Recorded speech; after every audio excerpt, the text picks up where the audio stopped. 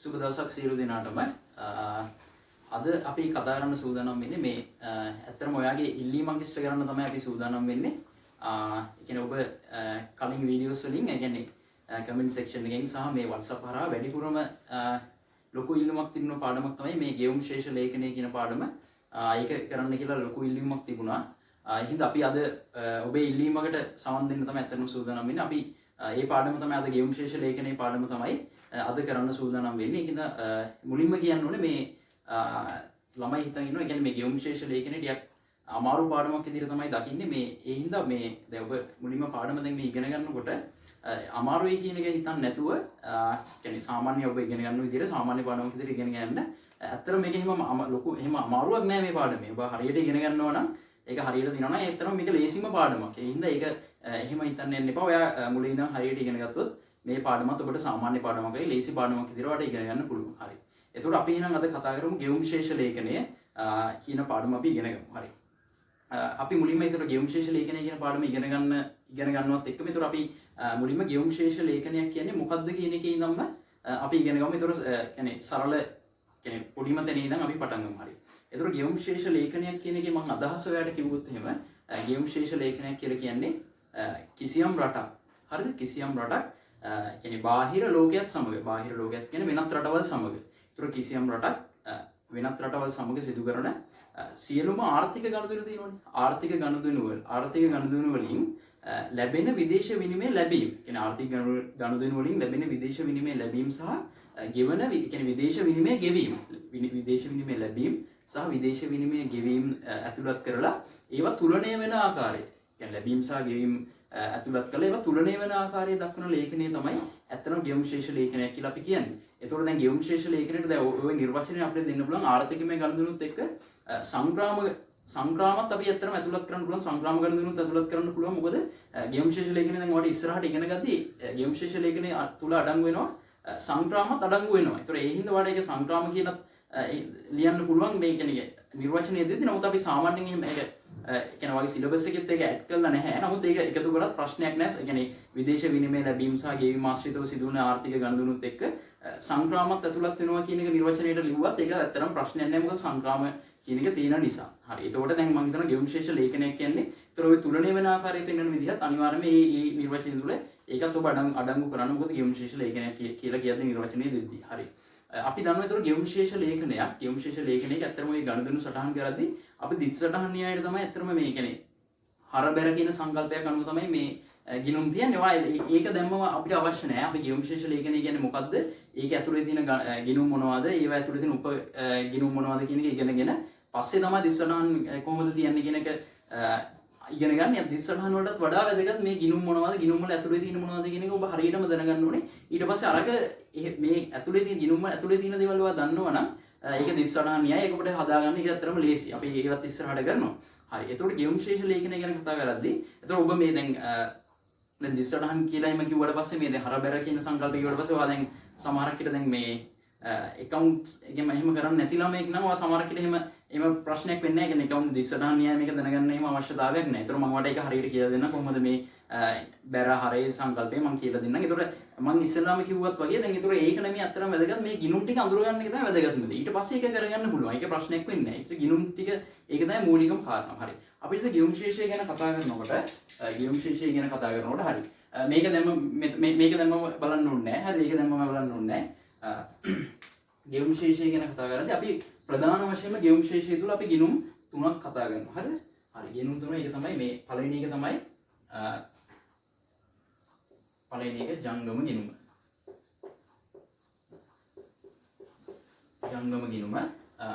මේකට අපිට පුළුවන් වුණා වර්තන ගිණුම කියලාත් ලියන්න පුළුවන්.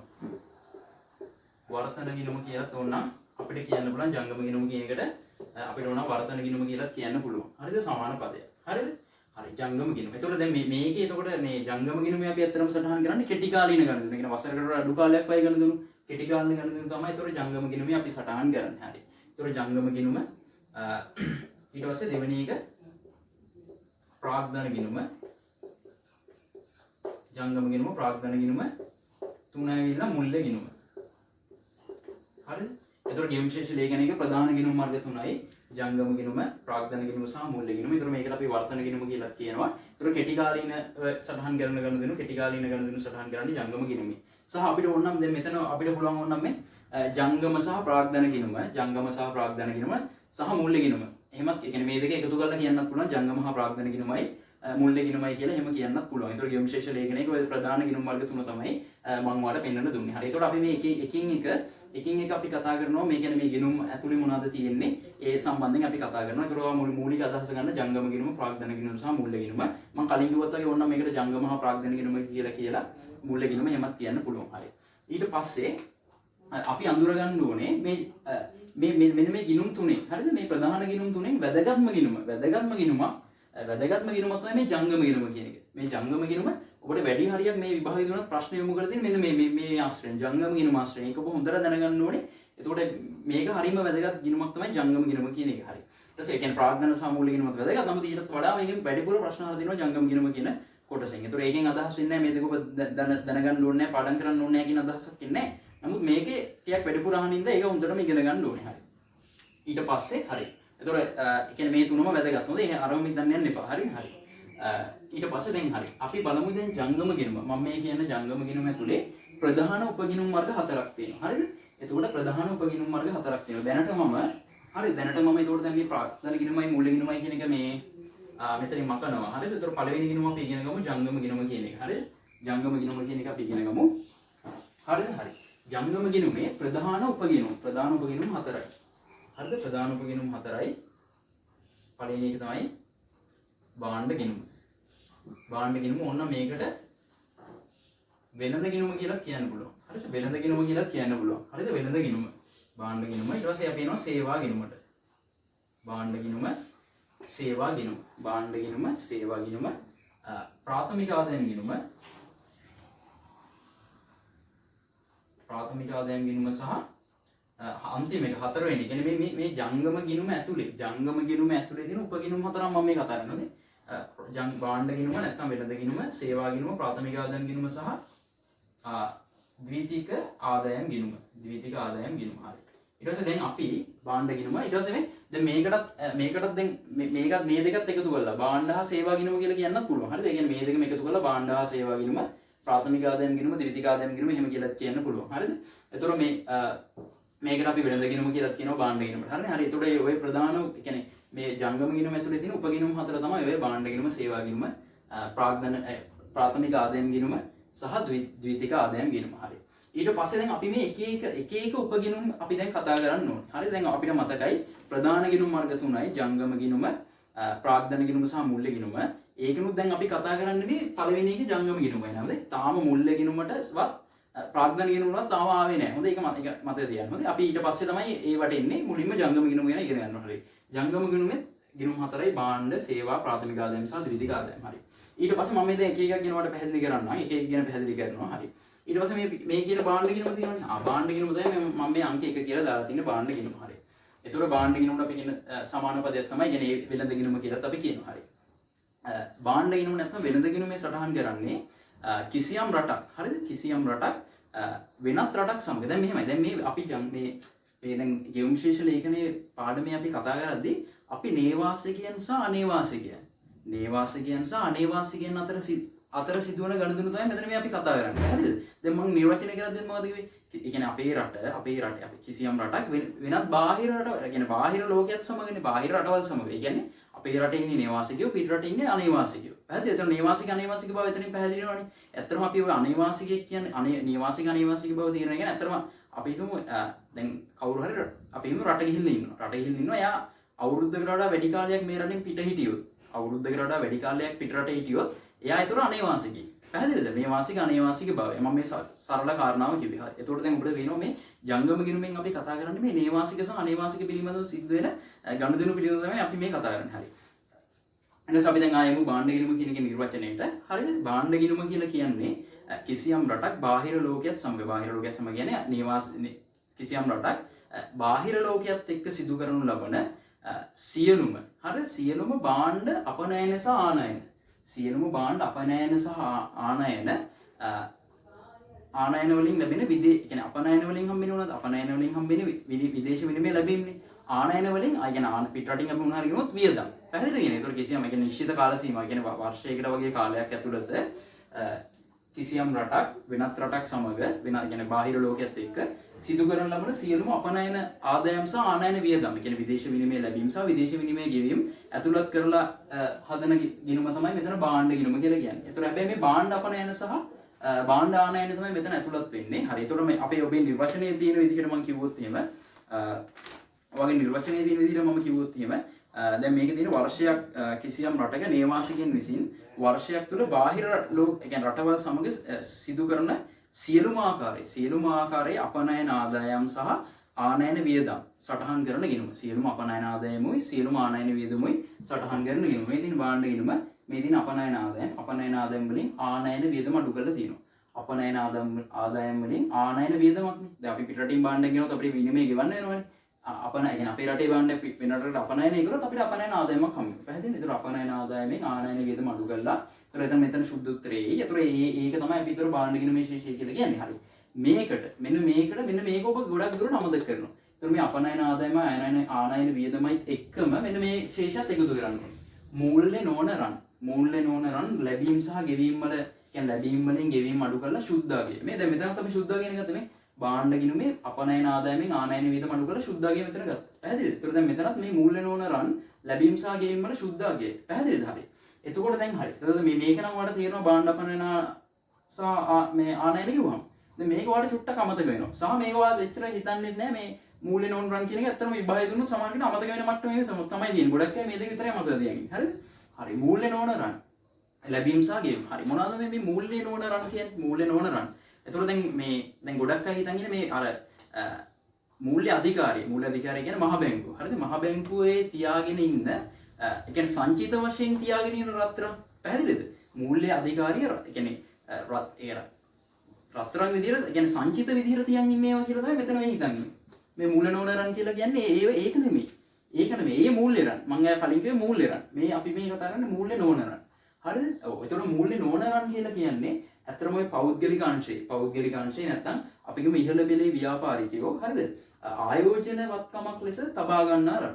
ආයෝජන වත්කමක් විදියට අපි කියමු පෞද්ගලික අංශයේ පැහැදිලි සම්නිධියක් විදියට හරි නැත්තම් ආයෝජන වත්කමක් විදියට හරි රන් ළඟ තියා ගන්න ඕන. පෞද්ගලික අංශේ නැත්තම් ධනවත් ව්‍යාපාරිකයෝ කියලා කියන්න පුළුවන්. එහෙම තියා ගන්න රන් තමයි ඇත්තටම මූල්‍ය නොවන රන් කියලා කියන්නේ. පැහැදිලිද? අපේ අර සංචිත විදියට මහ බැංකුව නැත්තම් මූල්‍ය අධිකාරිය තියන් ඉන්න රන් නෙමෙයි. ඒක හොඳට රන් සංචිත නෙමෙයි. හරිද? ඒක හොඳට මතක තියාගන්න ඕන. හරිද? නැත්තම් අපිට දැන් මෙහෙම කියන්න පුළුවන් නැත්නම් අර රන් ආභරණ හදන්න යෙදවුම් වශයෙන් තියාගෙන ඉන්න රත්තරන්. ඒ කියන්නේ රන් ආභරණ හදන්න යෙදවුම් වශයෙන් ව්‍යාපාරිකයෝ නැත්නම් පෞද්ගලික අංශය කියන පෞද්ගලික අංශය තියන් ඉන්න රන්. ඒ කියන්නේ යෙදවුමක් විදිහට හදන්න. කියන්නේ හදන්න යෙදවුමක් විදිහට තියන් ඉන්න රන් එහෙමත් කියන්න පුළුවන්. හරිද? ඒතකොට මම හිතනවා ඔබට මේ මූල්‍ය නොවන රන් කියන එක පිළිබඳව ඒතකොට ලැබීම් සහ ගෙවීම් වල අගය තමයි ලැබීම් වලින් ගෙවීම් අඩු කරාට පස්සේ එන අගය තමයි එතකොට මූල්‍ය නොවන රන් වල සුද්ධ අගය විදිහට අපි සලකන්නේ. හරිද? හරි. එතකොට භාණ්ඩ ගිණුම එනවා අපනයන ආදායමෙන් ආනයන වියදම අඩු කරා. හරි. දැන් ඔයාලට තේරෙනව නේද මෙතන දැන් විදේශී ඒ කියන්නේ මේ අපේ රටයි වෙන රටයි සම්බන්ධයි කියලා මේක තේරෙන්න ඕන වල මේ නේවාසික සහ අනේවාසික සම්බන්ධ වෙනවා කියලා තේරෙනව නේ මේ අපනයන ආනයන තේරෙනවනේ කියන්නේ අපේ රට වෙන රටක් එක්ක සම්බන්ධ වෙන විදේශ ලෝක කියන්නේ බාහිර ලෝකයක් සමග සිදු කරන ආර්ථික ගණන් තමයි මේක සටහන් කරන්නේ. ඒතකොට ඒක ඔයාලට තේරෙන්න ඕන. හරිද? හරි. එතකොට දැන් මේ අගයන් දෙකේ සුද්ධ අගය ගත්තා නම් අපිට එනවා මොකද්ද? භාණ්ඩ ගිණුමේ ශේෂය. හරිද? හරි. එතකොට මේ භාණ්ඩ අපනයන සහ භාණ්ඩ ආනයන තමයි මෙතන අපි කතා කරන්නේ. එතකොට මෙතන දෘශ්‍ය අපනයන දෘශ්‍ය ආනයන කියලා කියනවා. පැහැදිලිද? භාණ්ඩ අපනයන භාණ්ඩ ආනයන වලට දෘශ්‍ය අපනයන දෘශ්‍ය ආනයන කියලා කතා කරනවා. හරි. එතකොට මම හිතනවා ඔබට මේ දැන් භාණ්ඩ ගිණුම පළවෙනි ගිණුම ජංගම ගිණුමේ තියෙන පළවෙනි ගිණුම භාණ්ඩ ගිණුම පිළිබඳව මම හිතන හොඳ අවබෝධයක් ඔබට එන්නේ නැති. සහ මේ එතකොට මෙතන ලියලා තියෙනවා භාණ්ඩ ගිණුමේ ශේෂය ඍණාගයක් කියලා. ඔව්. භාණ්ඩ ගිණුමේ ඇත්තටම අපේ කියන්නේ අපේ රටේ තියෙන ඍණාගයක්. ඍණාගයක් කියන්නේ අපේ අපනයන ආදායම වලට ආනයන වියදම වැඩි. පැහැදිලිද? අපනයන ආදායම වලට රටේ ආනයන වියදම වැඩි. ඒ හින්දා මෙතන ඍණාගයක්. කියන්නේ අපනයන ආදායම වලට ආනයන වියදම වැඩි හින්දා බොහෝ දුරට භාණ්ඩ ගිණුමේ තියෙන ඍණාගයක්. භාණ්ඩ ගිණුමේ තියෙන ඍණාගයක් මේ මම මෙතනත් ඒක ලියන්නම්. භාණ්ඩ ගිණුමේ තියෙන ඍණ ශේෂයක් තමයි තියෙන්නේ භාණ්ඩ ගිණුමේ. හරිද? හරි. ඒතර මම හිතනවා භාණ්ඩ ගිණුම වලට පැහැදිලි ඇති කියලා. අපි එමු සේවා ගිණුමට දෙවෙනි ගිණුම. හරිද? සේවා ගිණුම.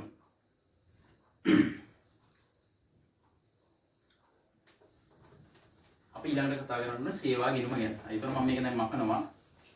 හරි. ඔයාලට මොනවා හරි අනිවාර්යෙන්ම මේ ටික ඔයා චුට්ටක් මේ පොඩි නෝට් එකක් අනිවාර්යයෙන්ම කියන්නේ වීඩියෝ එක නවත්තලා හරි ඔයා පොඩි නෝට් එකක් අනිවාර්යයෙන්ම දාගන්න ඕනේ. පැහැදිලිනේ කියන එක චුට්ටක් නවත්තලා කියන්නේ මම මේ කියන ඒවාත් එක්ක සහ මේ බෝඩ් එකේ ලියන ඒවාත් එක්ක ඔබ චුටි නෝට් එකක් හදාගන්න. මොකද නැත්තම් මේ පාඩම් කරන්න ගියාම ඔබට අපහසුතාවයකටපත් වෙන්න සිද්ධ වෙන නිසා. හරි. ඊට පස්සේ අපි එමු සේවා ගිණුමට. හරිද? අපි එන්න ඕනේ සේවා ගිණුමට.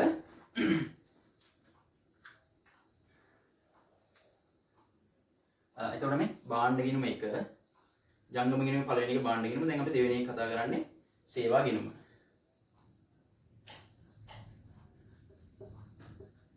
පැහැදිලිද? හරි. සේවා ගිණුම. හරි. සේවා ගිණුම කියලා කියන්නේ හරිද? සේවා ගිණුම කියලා කියන්නේ කිසියම් රටක් බාහිර ලෝකයක් එක්ක කියන්නේ වසරක් වගේ කාලයක් ඇතුළත අන්න ඒක කොහොමද කියවෙනවා. දැන් කිසියම් රටක් බාහිර ලෝකයක් සමග කියන්නේ විදේශ රටවල් සමග වර්ෂයක් වගේ කාලයක් ඇතුළත කියන එක කොහොමද ටික කියවෙනවා නම. ඒක අමුතුවෙන් පාඩම් කරන්න ඕනේ හැම ගිණුමෙම වගේ හැම නිර්වචනයකම වගේ කියවෙනවා. පැහැදිලිද? සිදු කරනු ලබන මෙන්න මේ වචනේ හොඳටම වැදගත්. ඒක හරියම වැදගත්. සාධක නොවන සේවා. හරිද? සාධක නොවන සේවා. හරිද? මේක හරියම වැදගත්. හරි? සාධක සේවා නෙමෙයි. හොඳේ. ඒවා දන්නවනේ නිෂ්පාදන සාධක දන්නවනේ පළවෙනි පාඩමේම කතා කරන්නේ. හරි. ඒතකොට මේ සාධක සේවා නෙමෙයි. පැහැදිලිද කියන්නේ? සාධක සේවා නෙමෙයි. සාධක නොවන සේවා. සාධක නොවන සේවා ලැබීම් සහ ගෙවීම් අතර කියන්නේ සාධක සේවා කියන්නේ ලැබීම් කියන්නේ අපිට කියන්නේ ආදායමක් අපිට විදේශ විනිමය අපිට හම්බ වෙනවා. සේවා ගෙවීම් කියන්නේ අපිට ඒතකොට කියන්නේ අපිට විදේශ විනිමය ගෙවන්න සිද්ධ වෙනවා. හරිද? අන්න ඒ අතර තියෙන වෙනස තමයි ඇත්තටම සේවා ගිණුමෙන් අපි කතා කරන්නේ. හරි. එතකොට දැන් මේ සේවා ගිණුමේ ශේෂය කියද්දී හරිද? මම ඒතකොට මෙතන ලියනවා සේවා ගිණුමේ ශේෂය. හරිද? එතකොට සේවා ගිණුමේ ශේෂය එන්නේ සේවා ගිණුමේ ශේෂය විදිහට එන්නේ. එතකොට මේ සේවා අපනයන ආදායම. හරිද? සේවා අපනයන ආදායම් වලින් සේවා ආනයන වියදම්. සේවා ආනයන හරිද? වියදම්. ඒ කියන්නේ සේවා ආදායම් දෙනවනේ. සේවා ආදායම් වලින් සේවා වියදම් ටික අඩු කරනවා. අපනයන ආදායම් සේවා අපනයන ආදායම් වලින් සේවා ආනයන වියදම් අඩු කරාට පස්සේ තමයි මේ ශේෂය එන්නේ. ඒතර හොඳට මතක තියාගන්න මෙන්න මේක. සාධක නොවන සේවා. හොඳේ. සාධක නොවන සේවා. සාධක සේවාව කතා කරන ඊළඟ ගිණුමේ. සාධක නොවන සේවා. හරිද? සාධක නොවන සේවා කියන්නේ මොනවද? ඒතකොට දැන් අපි දැන් කතා කරන්නේ සාධක නොවන සේවානේ. සාධක සේවා නෙමෙයි මම අර කලින් කිව්වත් වගේ සාධක සේවා ඉන්නේ ප්‍රාථමික ආදායම් ගිණුමට. සාධක සේවා ඉන්නේ ප්‍රාථමික ආදායම් ගිණුමට. ඒකින්ද අපි ඒක එතකොට කතා කරමු. හරි. අපි දැන් බලමු මේ සාධක නොවන සේවා මොනවද කියලා. හරිද? එතකොට සාධක නොවන සේවා වලට අපි එනවා මේ සංචාරක සේවා, ප්‍රවාහන සේවා. ඒතකොට මේ ප්‍රවාහන සේවා කිව්වම මුහුදු ප්‍රවාහනය,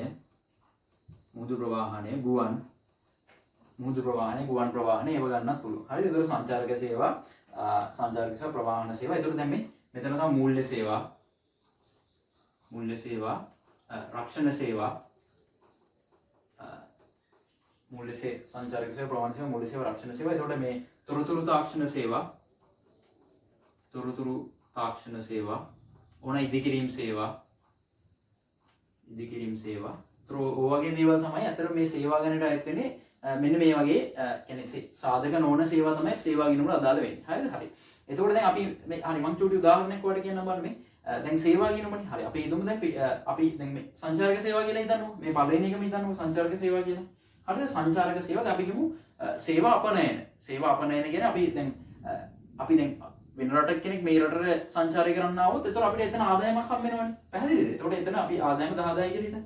10000යි. එතකොට අපිත් යන්න පුළුවන් වෙන රටකට සංචාරය කරන්න. එතකොට එහෙම වියදමක් වුණොත් එහෙම ගිහිල්ලා වියදමක් වෙනවා. එතකොට තේරෙනවා සේවා ආනයන වියදමක් වෙනවා. දැන් මෙතන සේවා අපනයන ආදායමක් හම්බුනාට අපි වෙන රටකට ගියොත් අපිට වියදම් කරන්න වෙනවනේ. එතකොට මේ එතකොට අපි හිතමු මේක 5000 කියන මේ උදාහරණයක්. හොඳේ 10000න් 5000 කියනකොට 5000යි.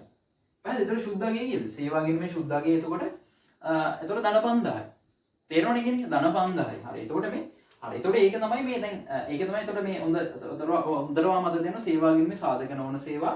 එතකොට සේවා ආනයන ආදායම් වලින් සේවා අපනයන ආදායම් වලින් සේවා ආනයන වියදම අඩු කරාට පස්සේ එන උත්තරේ තමයි. එතකොට දැන් මේ සේවා කීපයකුත් මතක තියාගන්න.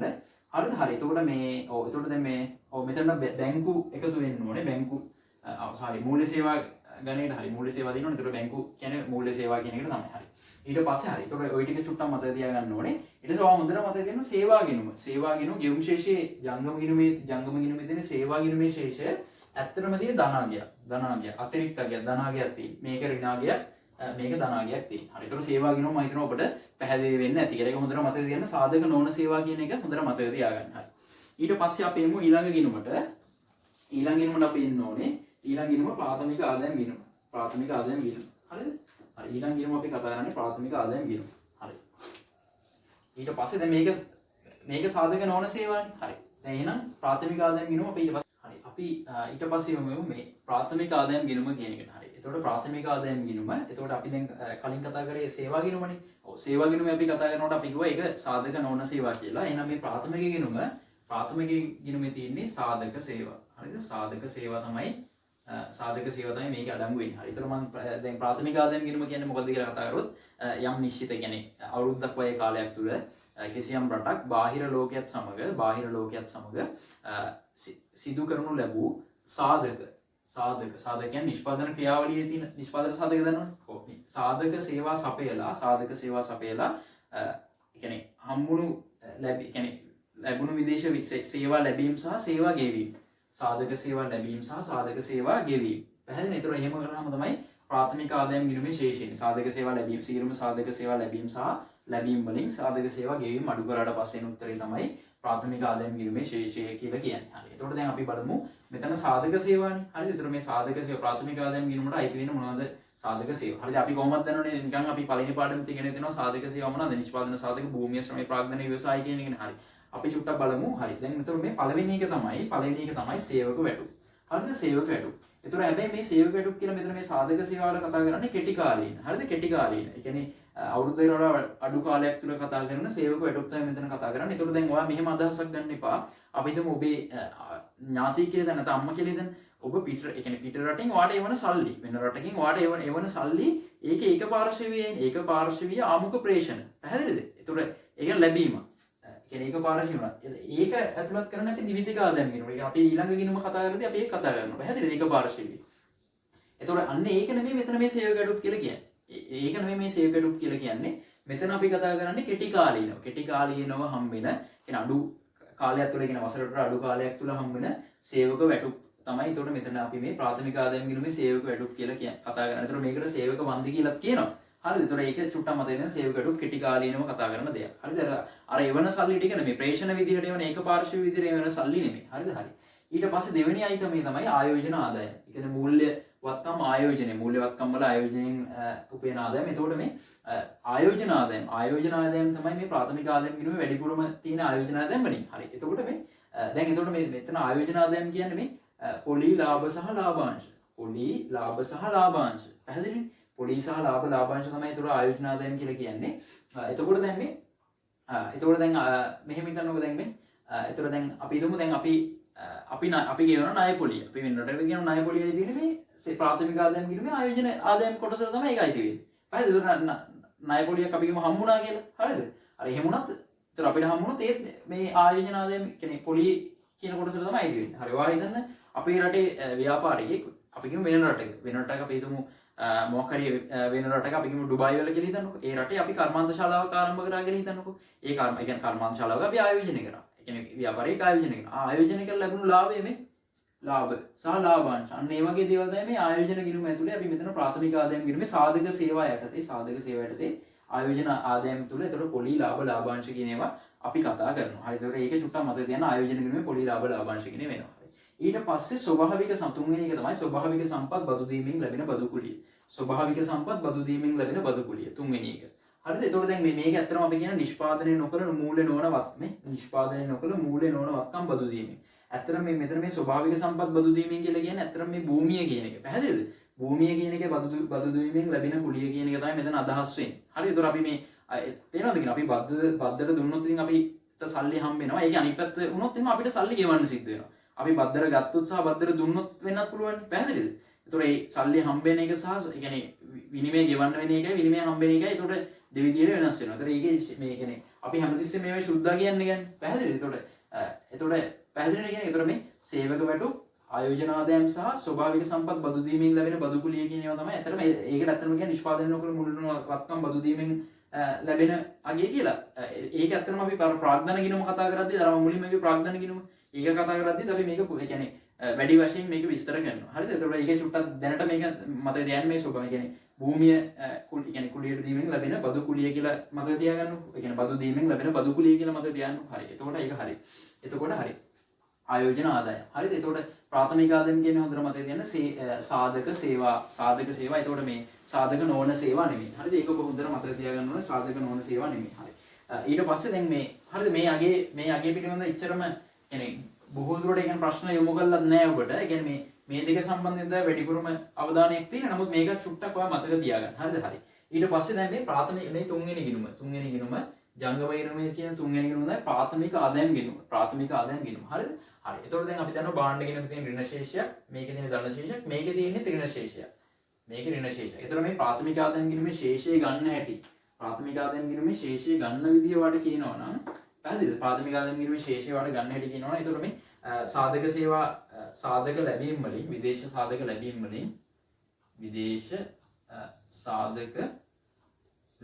වලින් ඔයා විදේශ සාධක ගෙවීම් ටික මේ සාධක කියන්නේ සාධක සේවා ලැබීම් වලින් සාධක සේවා ගෙවීම් අඩු කරා නම් එතකොට ප්‍රාථමික ආදායම් ගිණුමේ ශේෂය ඔයාලට ගන්න පුළුවන්. ඒතකොට ඒක අපි මං කියන්නේ ඍණාගයක් කියලානේ. ඍණාගයක් කියන එකත් කිව්වා. හරි. හරි. ඒතකොට සාධක සේවා ලැබීම් වලින් සාධක සේවා ගෙවීම් හරි කතාවක් කිව්වනේ. හරි. ඊට පස්සේ හරි. ඒතකොට ඔයා චුට්ටක් මතක තියාගන්න ඕනේ. දැන් මේ හරිනේ. එතකොට දැන් මේ ප්‍රාථමික ආදායම් ගිණුමට එන අයිටම ටික චුට්ටක් ඔයා මතක තියාගන්න ඕනේ. හරිද? හරි. ඊට පස්සේ අපි යමු අන්තිම ගිණුම. ඒ කියන්නේ ජංගම ගිණුමේ තියෙන අන්තිම ගිණුම ද්විතීක ආදායම් ගිණුම. හරිද? ද්විතීක ආදායම් ගිණුමට අපි දැන් යමු ද්විතීක ආදායම් ගිණුම. හරිනේ. හරි. ද්විතීක ආදායම් ගිණුම.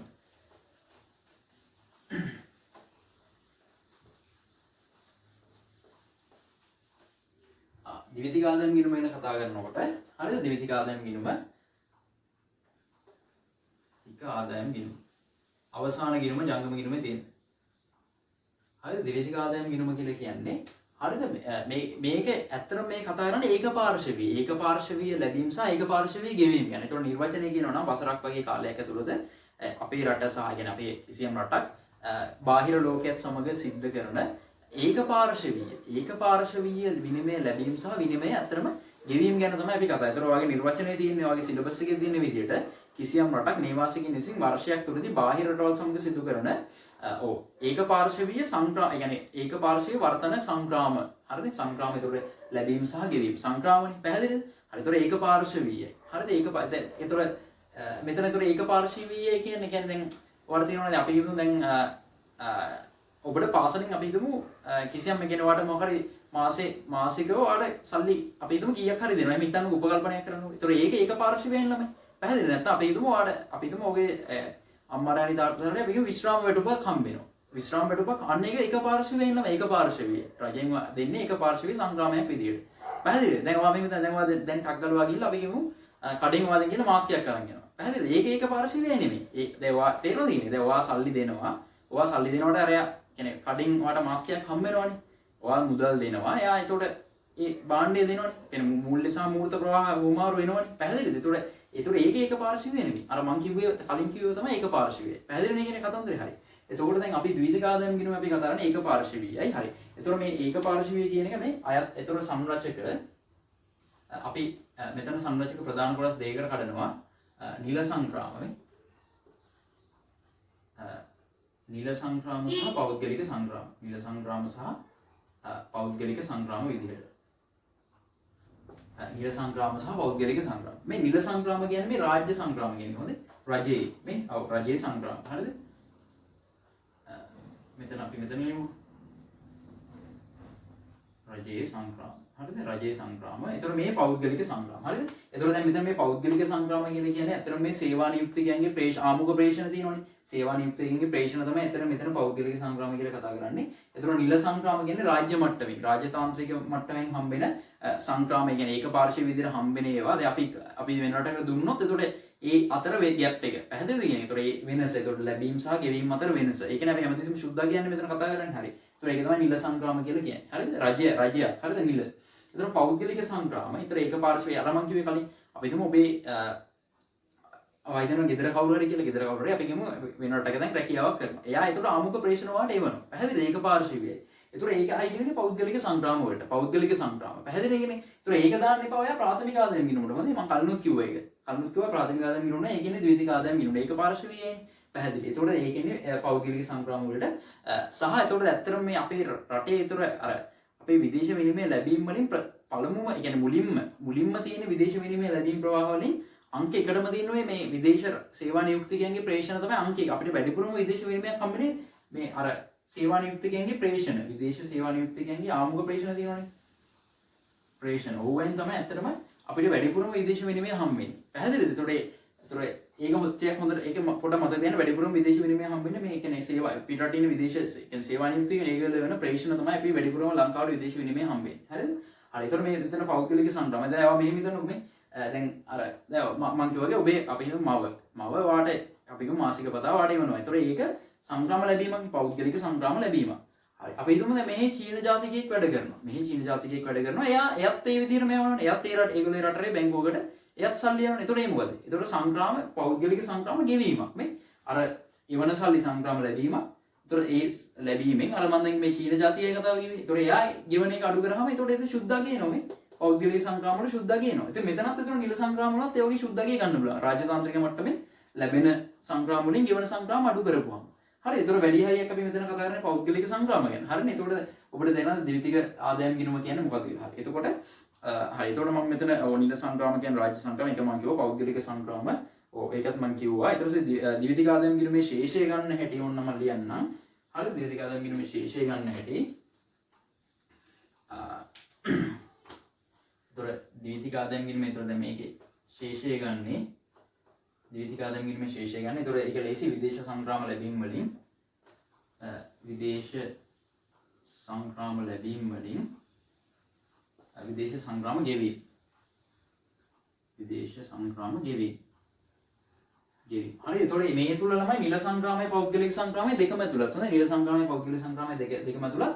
එතකොට මේ සුද්ධ නිල සංග්‍රාමයි, සුද්ධ පෞද්ගලික සංග්‍රාමයි එකතු කරාමත් එනවා. හොඳයි. පැහැදිලි කියන්නේ මේ නිල සංග්‍රාම ලැබීම් වලින් නිල සංග්‍රාම ගෙවීම වල අගය තමයි සුද්ධ නිල සංග්‍රාම කියලා කියන්නේ. සුද්ධ පෞද්ගලික සංග්‍රාම කියන්නේ මොකද? පෞද්ගලික සංග්‍රාම ලැබීම වලින් පෞද්ගලික සංග්‍රාම ගෙවීම අඩු කරාට පස්සේ. ඒතකොට මේ දෙක එකතු කරත් මේ උත්තරේ එනවා ද්විතීක ආදායම් ගිණුම විශේෂය. නැත්නම් එක විදිහටම අපිට ලියන්න පුළුවන් විදේශ සංග්‍රාම ලැබීම. විදේශ සංග්‍රාම ලැබීම කියන්නේ නිල වශයෙන් සහ පෞද්ගලික වශයෙන් ලැබෙන ලැබීම.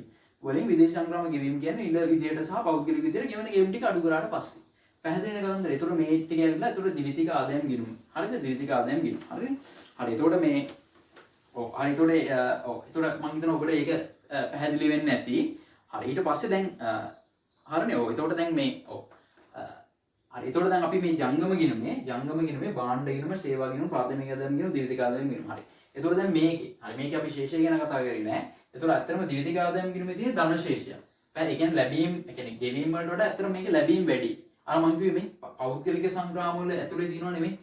අර මං කිව්වා ආමුඛ ප්‍රේෂණ පිටරටින් අපිට හම්බ වෙන නේ ඒක පාර්ශ්ව ලැබීමක් විදිහට හම්බ වෙන ප්‍රේෂණ තියෙනවනේ.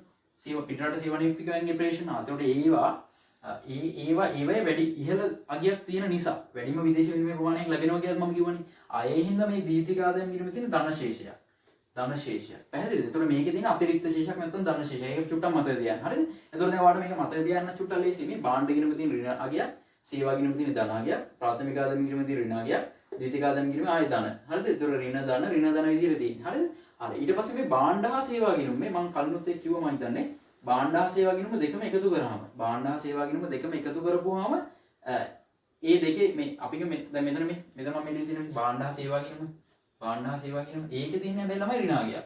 ඇයි මේ භාණ්ඩයි සේවයි දෙකම එකතු කරපුවාම භාණ්ඩ ගිණුමයි සේවා ගිණුමයි දෙකම එකතු කරාම තියෙන ඍණාගයක්. ඒ කියන්නේ මේ සේවා ගිණුමේ තියෙන ධනාගයට වඩා භාණ්ඩ ගිණුමේ තියෙන ඍණාගය. ඒ කියන්නේ හිඟාගේ වැඩි කියන එක තමයි ඒක අදහස. පැහැදිලිද? දැන් මේ දෙකම එකතු කරපුවාම ඍණාගයක් නම් එන්නේ. පැහැදිලි? මේ දෙකම එකතු කරපුවාම ඍණාගයක් නම් එන්නේ. ඒ කියන්නේ මේ ධනාගයට වඩා මේ ඍණාගය වැඩි වින්දානේ එහෙම වෙන්නේ. පැහැදිලිද? එහෙනම් ඔයාලට තේරෙනවා භාණ්ඩ හා සේවා ගිණුමේ තියෙන ඍණාගයක්. සහ ප්‍රාථමික ආදායම් ගිණුමේ තියෙන ඒතර ඍණාගයක්, ද්විතීක ආදායම් ගිණුමේ තියෙන්නේ මේකේ තියෙන ධනාගයක්. හරිද? හරි. එතකොට දැන් මේ ඔයා මේ ජාතික ගිණුම් පාඩම ඔයාලට මතකයි නම් මේ ජාතික ගිණුම් පාඩමත් එක්ක මේක පොඩ්ඩක් ඔයාලට පොඩ්ඩක් සංසන්දනය කරලා ප්‍රශ්න අහන අවස්ථා තියෙනවා. සංසන්දනය කරලා ප්‍රශ්න අහන අවස්ථා තියෙනවා. ඒක ඔයා අත්දැකගත්ත ඇති. ඒතකොට මේකේ සුට්ටක් ඔයා බලා ගන්න ඕනේ.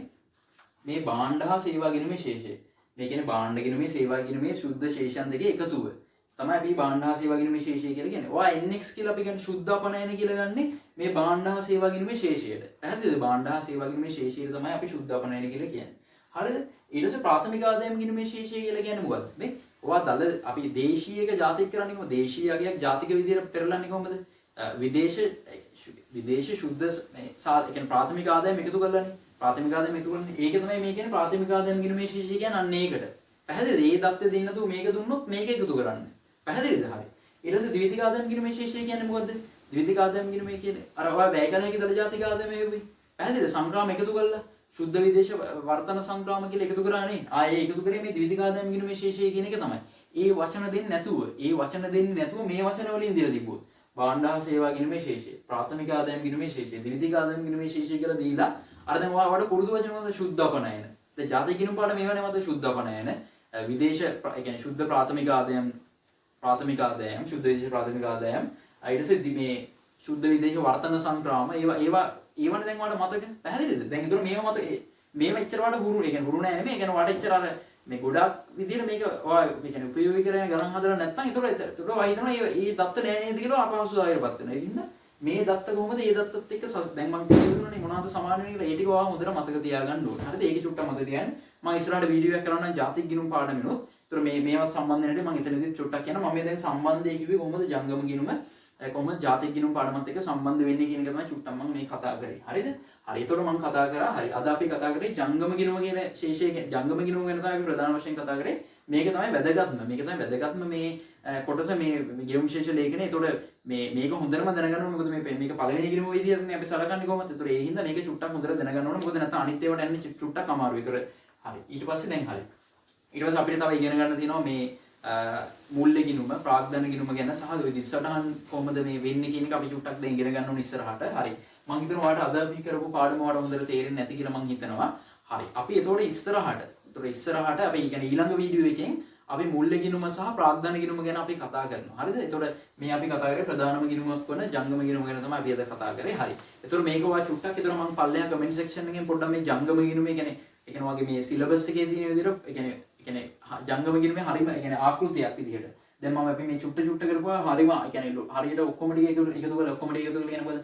භාණ්ඩ ගිණුම, සේවා ගිණුම, ප්‍රාථමික ආදායම් ගිණුම, ද්විතික ආදායම් ගිණුම ඔය ඔක්කොම දත්ත ලැබීම් ගෙවීම, අපනයන ආනයන එහෙම විදිහට දාලා සුද්ධ ශේෂය ගන්න ඕනේ. දැන් අපනයන වලින් ආනයන වල සුද්ධ ශේෂය ගන්න ඕනේ. අන්න එහෙම එකක් මම වගේ ඒ කියන්නේ එහෙම තියෙන ලේඛනයක් මම ඔය සිලබස් එකේ තියෙනම ප්‍රශ්නයක් වගේ ගුරුවත් පොතේ තියෙන ප්‍රශ්නයක්. ඒ කියන්නේ තියෙන ලේඛනය මම ඔයාලට මේ කමෙන්ට් සෙක්ෂන් එකේ පල්ලෙහාට දාන්නම්. හරිද? හරි. ඒතකොට ඒක ඔයා චුට්ටක් බලන්න. ඒතකොට මේක ඔයා හොඳට ඉගෙනගෙන මේ පොඩ්ඩක් අවබෝධයක් අරන් ඉන්න. අපි ඒතකොට ඊළඟ පාඩමෙන් අනිවාර්යයෙන්ම ඊළඟ පාඩමත් එක්ක ඔයා අනිවාර්යයෙන්ම එකතු වෙන්න ඕනේ. මොකද මෙතන මේක ඒතකොට අපි තව එක වීඩියෝ එකක් හරි තව වීඩියෝ දෙකක් හරි සමහර කියලා වීඩියෝ දෙකක් විතර තව කරන්න වෙයි. ඒතකොට මේ පාඩම පිළිබඳව ඔයාලට හොඳ අවබෝධයක් ගන්න පුළුවන් විභාගය සඳහා. හරි. එහෙනම් අපි ඊළඟ දවසේ නැවත හමු වෙමු. හරි. බොහොම ස්තුතියි.